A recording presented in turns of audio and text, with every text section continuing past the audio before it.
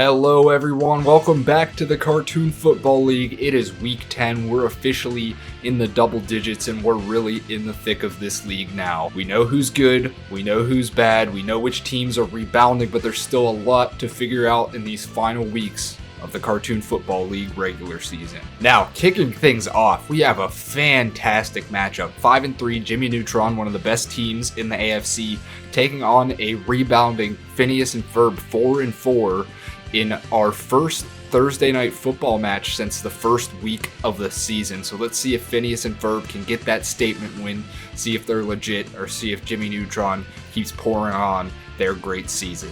Alright, so we didn't get the game we hoped for. Was hoping for some highlights since week 9 had so little of them. But Phineas and Ferb back on Fraud Watch. They lose this one, 17-0. Next matchup, we have another great game here. Two of the old school teams, 5-3 Looney Tunes, taking on the 4-4 Ninja Turtles. Okay, so for the first time, it's not raining in the Ninja Turtle Stadium. It's a bit cloudy, so it's still a little gloomy here. They're down 3, 2nd and 17. Leonardo just took a sack, and now it's going to be 3rd and 17 with under 2 minutes to go from the 44. If they can get some of this yardage back, they can tie it with the field goal. We all know April O'Neil has that crazy leg, had a couple clutch kicks this year.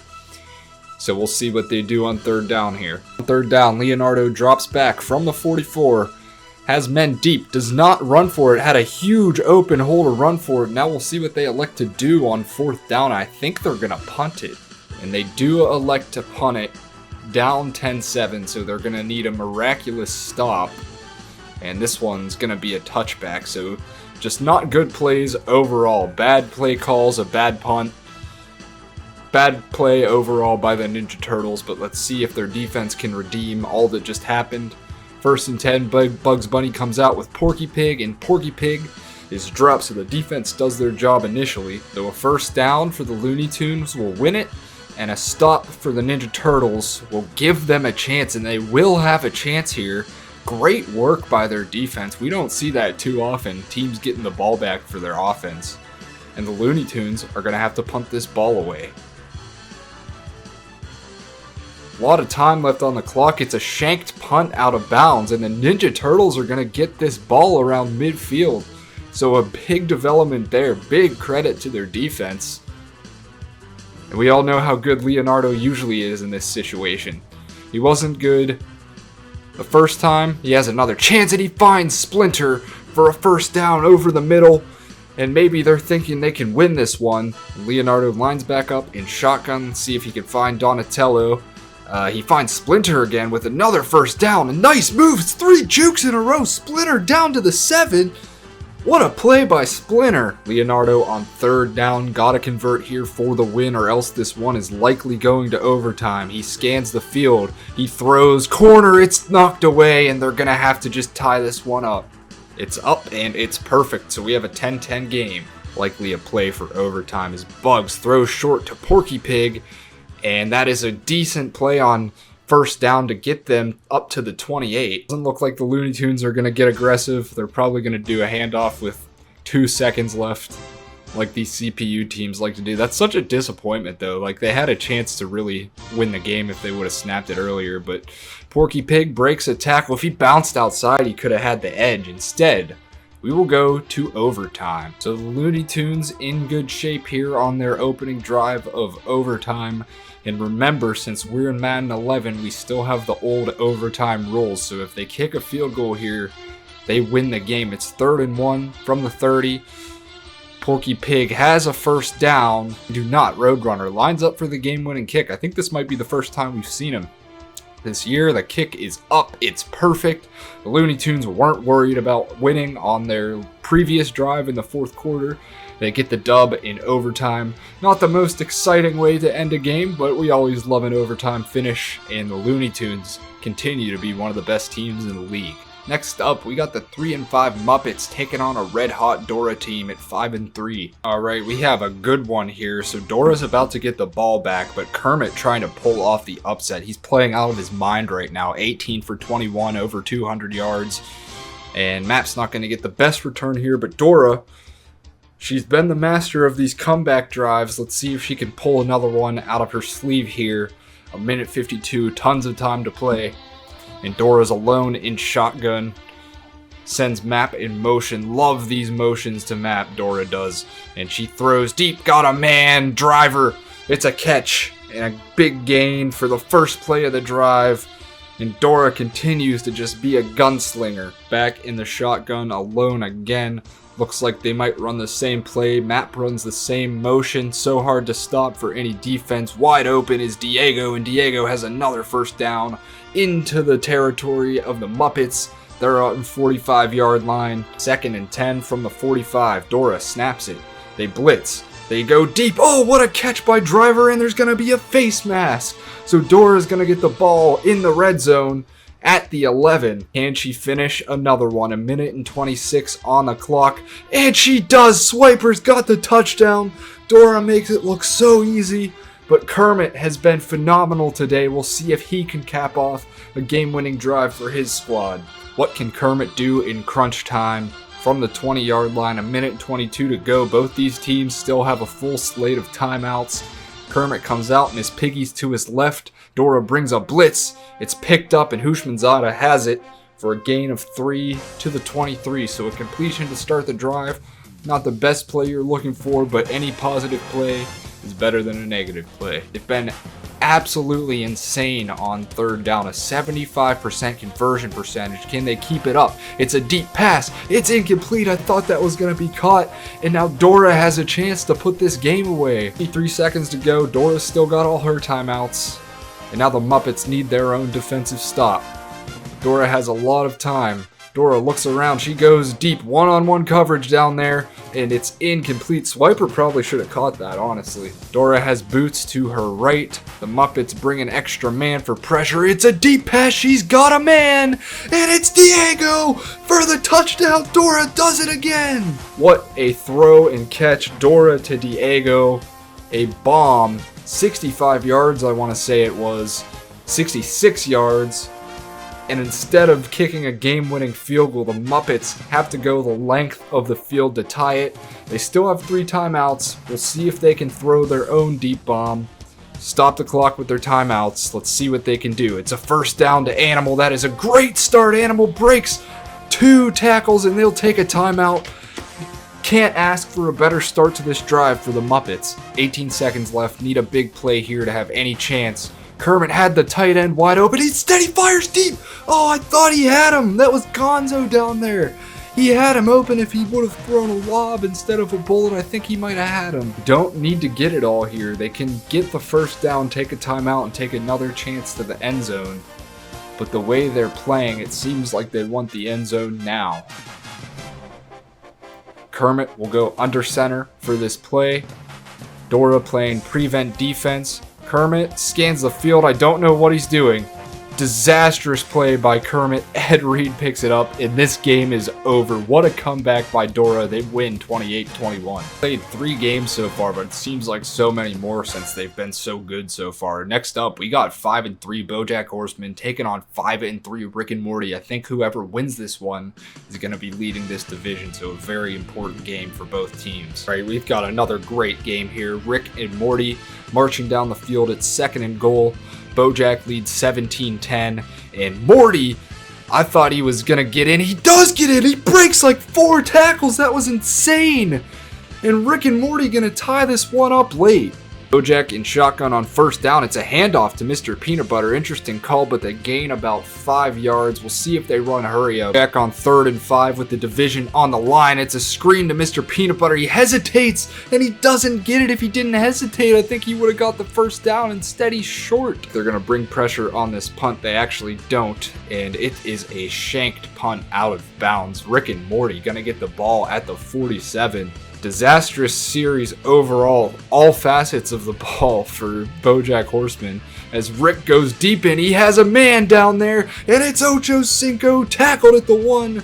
Rick and Morty takes a timeout, and now with an interesting scenario here, they can score quickly, give BoJack time, and they will have to use the last one, or Morty will score a touchdown. So really worst case scenario for BoJack Horseman here. Mistakes all around from this BoJack Horseman team.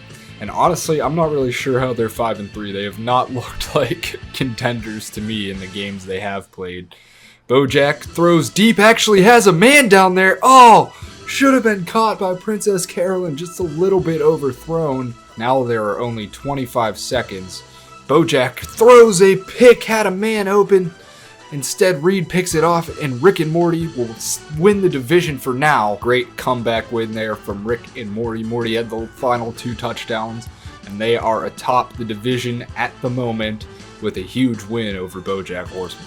Next up, we have the Backyardigans 7-1 taking on Foster's Home for Imaginary Friends. So the Backyardigans back to their usual selves. Tyrone with another big game, 136 and 2 touchdowns. This game wasn't close. They win it 24-14. Next up, kind of an interesting matchup. The 3-5 regular show who have been falling off a cliff as of late, taking on the 4-4 Fairly Odd Parents, who have been on quite a run lately. Regular show were in control of this game for most of it, but the Fairly Odd Parents gonna get one last chance with 4 seconds left. They decide to blitz. It works, but that was dangerous, and the regular show are gonna win this one 14-7. Next game, we got 3-5 Scooby-Doo, another team that's really fallen off a cliff, against 5-3 Chowder, a team that is good, but I feel like still needs to really prove themselves as a contender. So let's see what happens in this one. So Scooby-Doo has a 9-6 lead over Chowder. No touchdowns in this one yet. And this is what I was talking about with Chowder. Are they good as the record indicates? I don't know yet. Chowder finds a man, Schnitzel, for a first down. So a nice pass there. Chowder on 3rd and 8. He drops back. They get pressure quick and it'll be 4th down. So Scooby-Doo has a chance to end their losing streak. 4th and 8. Last chance for Chowder. He's under some pressure. Oh, he's sacked. It looked like he was going to get that one off, but Scooby-Doo gonna win it 9-6. So I lied. The game is actually not over. Chowder's going to get one more chance with 12 seconds left after a Fred field goal. Finley picks this one up, and Chowder with good field position. So they use their 2 timeouts. They get the ball back with probably 1 or 2 more chances here. And Chowder does get the throwaway, and there's people down there. And oh my goodness, that was close. That was one of the best Hail Marys we've seen this year. But Scooby-Doo holds on, finally ends their losing streak. They win 12-6. Next up, we got the 3-5 Airbenders taking on the 4-4 Flintstones. Let's see what happens in this one. Alright, so Aang with a chance to get a come from behind win. They're down 7-3. It's 2nd down. Need to go on a comeback drive here. It's not looking good so far. Offensive line has not been good in protection all day long. Aang snaps it. He goes deep into coverage. Oh, it's caught by Iroh down the sideline. I don't even know if he was throwing it to Uncle Iroh, but it makes it to him, and the Airbenders are going to go up by 3. Regardless, good kickoff return. They'll start at the 24. And Fred gonna have to get this one to about the 40-yard line at least of Avatar to have a chance at a game-tying kick. Barney's got the catch here. He fumbles it. Who has it? This is a huge play. Barney fumbles the ball. I don't think he was down. And they say the Airbenders have it. Huge fumble recovery by the Airbenders. The Flintstones do have 3 timeouts. Appa in the backfield. It's a handoff to him. He has a lot of room, and Appa's going to end this game. Avatar wins 10-7. Amazing matchup here. Divisional matchup. Huge game, really. South Park needs to win this one to stay in the division race. They're 5-3. Simpsons still on top of this division at 7-1. Great game to kick off the 4 p.m. slate. Alright, low scoring game here in Springfield. The Simpsons lead at 6-0. Stan Marsh has been a killer in these situations. He's going to have to go the length of the field. Ocho Cinco has been huge for South Park despite having nothing to do with the show. They say that's a 1st down, so a good start for South Park on this. With the 2nd and 6 at the 42, moving the ball efficiently so far. A dangerous throw. It's picked off by DeMarcus Ware. Bad decision by Stan. South Park's going to have to get a stop. Heartbreaking potential end to the game for South Park as Bart has all the room in the world and he is gone on the first play, 53 yards. South Park with very little chance of winning this game now, but we'll see how it plays out. Week 10 has been fun so far. Assuming the Simpsons pull this one off, they've really been one of the most legit teams in the league. Their offense is questionable, but with Bart back there, they just always have a chance, and they seem to have one of the best defenses in the league, despite all Cartoon Football League having the exact same defense. The Simpsons, from a simulation standpoint, just seems really good. This one is tipped away. Springfield Simpsons gonna win it 12-0. Next up, another huge matchup. We remember what happened the last time these two teams played. King of the Hill probably should have won it on a game-winning field goal. Time expired. It was too long of a field goal that we don't know necessarily if King of the Hill would have got it anyway. And the Aqua Teen Hunger Force went on to win in overtime. So another matchup that is going to determine the current division leader. Let's see what happens in this one. Should be good. Alright, so this King of the Hill team trying to get their revenge. Bobby Hill just took one. 74 yards to the house. Hank to Bobby. Father to son. And now Aqua Teen Hunger Force, with a lot of time left to play, gonna need to have a good drive themselves. That last King of the Hill drive, that was the only play of the King of the Hill drive, was the Bobby Hill touchdown, so we'll see if the Aqua Teen Hunger Force can pull off a similar style drive. They will not, because their first play is an incompletion. Master Shake, we'll see what he can do. Empty backfield alone back there. He's looking for a man, can't find anybody. Wide open now is Calvin Johnson, and Calvin Johnson has a lot of room. Calvin Johnson's gonna score! Touchdown! The Aqua Teen Hunger Force ties this one up. And now Hank Hill is going to have to connect with somebody again. Will it be Bobby again? Boomhauer, one of the best receivers in the league, or even Dale Gribble. We'll have to see. Week 10 has been phenomenal so far. Easily one of the best weeks ever of the Cartoon Football League. Every single game pretty much has come down to the wire. Hank under center on first down, snaps it. It's a screen to the Bulldozer. And he's going to pick up a first down, I believe. He does. Hank now 247 passing yards on the day. Looking for an open man again. Throws in the middle. Dangerous pass. It's picked off by Woodson. And Charles Woodson with a huge interception. Very bad news for King of the Hill. King of the Hill, I would blitz every single defensive player on these next two downs. You know they're going to run it. You know it's going to be hard to stop. But you need to get this ball back to have a chance. Richardson goes to the right side. It's a blitz. Carl breaks the tackle, and that's probably going to do it. King of the Hill. Oh, Aqua Teen Hunger Force, interestingly, takes a timeout. Well, that's clock management 101 mistake right there. But from the 9-yard line, been very hard to stop for this defense so far. If I were King of the Hill, I would consider letting them score because you just don't know if you're going to see the ball again. And I don't know if they let them score, but they do score. Carl's in there for the 9-yard run. And now Hank Hill with 52 seconds left and 2 timeouts is a very dangerous player. And Aqua Teen Hunger Force left a lot of time left on the clock.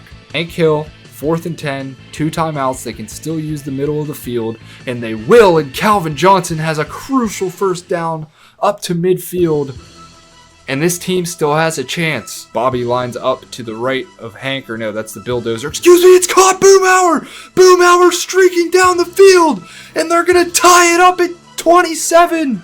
This is the game of the year so far. Peggy Hill adds the point after in an absolutely insane finish. Teams never have a chance when they're down like that. In a 4th down conversion, a nearly picked off pass, and then a busted coverage and a touchdown to Boomhauer. I've never seen anything like this. These are 2 of the most resilient teams in the league, and this has been a blast to watch. Would hate to see either of these teams lose, but one of them will. We will see what Aqua Teen Hunger Force does on this kickoff. Frylock takes it. And, almost a strip there. He goes down softly with 11 seconds left, and we will likely go to overtime pending this play. Gonna be a handoff to Carl. It is. And Carl is taken down. We are going to overtime again, the second overtime matchup between these teams. All right, so the Aqua Teen Hunger Force had an ugly drive to kick off overtime. King of the Hill going to start with the ball in good field position. Need a field goal to win. It is a screen to the Bulldozer who jukes a man. It's a fumble! Oh, another costly mistake for King of the Hill. And this one's over. He returns it all the way. Are you kidding me? Two insane finishes. I hope these two teams meet in the playoffs because these have been absolutely classic games. What a way to end it. Aqua Teen's Hunger Force's defense comes through. And King of the Hill in a game they absolutely should have won, they blow it. Wow.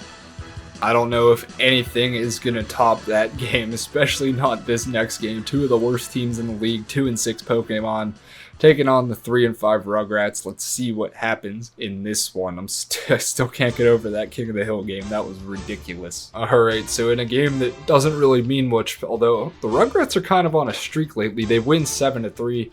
Uneventful game, but important win for the Rugrats if they do continue to win. Alright, pretty unfair matchup here. The worst team in the league, the 1-7 Powerpuff Girls, taking on the 5-3 Hey Arnold. I think these are division rivals if I'm not mistaken. Okay, we've been saying all year that Hey Arnold is on Fraud Watch, and this is why. Shut out by the terrible Powerpuff Girls, 28-0. Powerpuff Girls probably going to be the first team eliminated from playoff contention. They said at least let's take out a fake contender. Alright, last two games of the week, very uneventful compared to the few we've had. 3-5 Ed and Nettie taking on my favorite team, 2-6 SpongeBob. They've disappointed me all year long. Alright, all it took was me talking some shit about SpongeBob to get him to do something. They take care of business here easily. 28-7. Alright, final game of week 10, gonna be 2-6 Beavis and Butthead taking on the 3-5 Smiling Friends. Guys, I think this was genuinely my favorite week of the Cartoon Football League so far. So many of these games were so good. Every game really matters now because we're late into the season, so thank you for watching and joining me in this Cartoon Football League journey. We'll of course look at the standings after this game because a lot has been shaken up after this week. Alright, last few games were blowouts. Beavis and Butthead, they have been one of the worst teams in the league, but they've shown some glimmers of hope. This is certainly one of them. They knock off the Smiling Friends with ease, 28-7. As promised, here are the standings, always starting off with the AFC North. Jimmy Neutron comfortably in first place, but these two teams, the Fairly Odd Parents and the Airbenders, each kind of had a streak of their own winning some games. Airbenders surprising to me since they were just so bad to start the season off. SpongeBob's only a game behind those two at 3-6. In the AFC South, Looney Tunes have a comfortable lead here. Ninja Turtles, Flintstones, and Scooby-Doo all tied at 4-5. And the AFC East, Chowder is leading relatively comfortably, but a loss puts them in a spot they kind of wish they weren't. Regular Show is one game right behind them at 4-5. Foster's Home and Ed, Edd n Eddy 2 games behind at 3-6. In the AFC West, the Simpsons still have a comfortable lead here. Futurama right behind them. And then these other two teams, at least one of them is going to be a wild card team, whether it's Futurama, Family Guy, or South Park. All of these teams are definitely in the playoff race. In the NFC North, Backyardigans comfortably lead, but Dora is on a 5-game winning streak. I can't wait until the next Dora and Backyardigans game. I think they played in week 1, so we didn't know really about this rivalry yet, but I think that's going to be a really game when we do get it. And then Muppets and Sesame Street, I mean, I think they can pretty much kiss their seasons goodbye because it is tough sledding the rest of the year. In the NFC South, Rick and Morty had that huge win over BoJack Horseman, so they technically have a 2-game lead because they have the divisional tiebreaker, and then Bob's Burgers and Phineas and Ferb, not terrible, behind them at 4-5. In the NFC East, the Aqua Teen Hunger Force had that ridiculous win over King of the Hill. King of the Hill, 2 of their 4 losses from the Aqua Teen Hunger Force. They could be 7-2 right now, but that team has given them a lot of trouble. And then Beavis and Butthead and the Smiling Friends are tied at 3-6. Finally, over in the West, Hey Arnold had that big loss to the Powerpuff Girls, one of the worst teams in the league. They are 5-4, but the Rugrats, really one of the teams that I didn't expect to do anything this year. They were the only winless team at one point. I think they were 0-4. Now they're 4-5, and they're only a game behind. So watch out for the Rugrats now. They actually have a chance. Pokemon and the Powerpuff Girls, I don't know if they have a chance. We can really just forget about that loss that Pokemon shouldn't have, because they're a terrible team anyway. So those are your standings. Taking a look at the stats on the year, somehow SpongeBob is leading the league in passer rating. I don't know how that's possible, but he is now, despite their record. Hank Hill is actually leading the league now in passing yards. That makes sense given the crazy game they just had. A lot of offense in that game. And SpongeBob and Hank are tied for the lead in touchdown passes. Meanwhile, Bojack is far and away the interception leader with 15. Our rushing leader is Tyrone. Bart is right behind him at 776, but I mean, look at that. That's almost a 200-yard difference between the 1 and 2. Tyrone, far and away the leader in touchdown rushes as well. I don't see anyone catching up to him in maybe any category. Then finally, let's see if Boomhauer is back in the lead of this Triple Crown race. He is the leader in receptions, he is the leader in yards, and he is the leader in touchdowns. Boomhauer is going for that Triple Crown. He has been phenomenal this season. Alright guys, before I sign off, I want you to do something fun in the comments. Let me know who your contenders are. Who's your Super Bowl prediction? Who do you think is going to win the Super Bowl? What teams are your dark horses that you think are going to rise above these maybe teams that are obviously better? What's your dark horse? Who's your Super Bowl picks? Who do you think is going to make the playoffs? Who's going to go on a crazy run at the end? I want to hear all of it down in the comments. Thank you guys so much for watching. We will see you in Week 11 when Dora takes on Chowder. That'll be a great game.